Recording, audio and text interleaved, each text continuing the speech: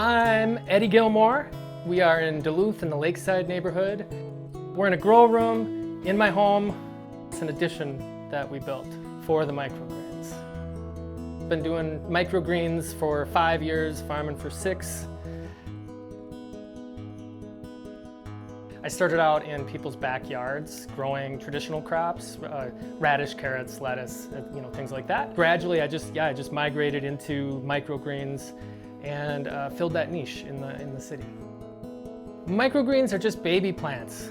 So the difference between microgreens and sprouts is it's just another stage. Microgreens are grown in soil, and when I harvest them, we'll take a very, very sharp knife and cut them obviously above the soil line. And then that's what you're eating. So these will be ready at day 8. I put these pea seed in the water and soak it for 8 hours plus, and then I'm just throwing it on top of a very basic soil mix. I stack them, put 2 17-pound bricks on top of it, and then I walk away. And 3 days later, like magic, it's there. Like it'll be like 80 degrees in here, and then heat is like the main factor in how fast things grow. It's so simple though, honest to goodness. So like this is a 10 by 20 tray, 1020 it's called. You know, like I would say a personal use person would buy a 10 by 10. These are pea shoots. These are pea shoots right when they come out of germination. So 3 days after I plant them, they'll look like that. These are radishes just immediately coming out of germination as well. This is enough pea seed for three trays. Then I like to give it a little rinse. And then I'll just dump it into this thing and we'll go outside and we'll plant. I like to use good warm water since we're outside. All right, so nice big movements. These trays have slots in them so the water will drain. Obviously you need a tray that's gonna drain like this, these holes.